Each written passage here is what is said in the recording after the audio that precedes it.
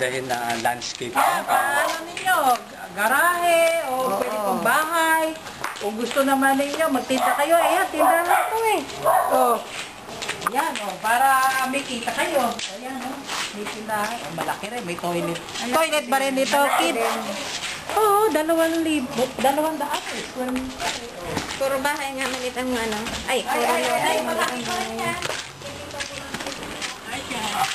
Tata. Laki ang lote, maliit ang bahay. Tindahan din siya.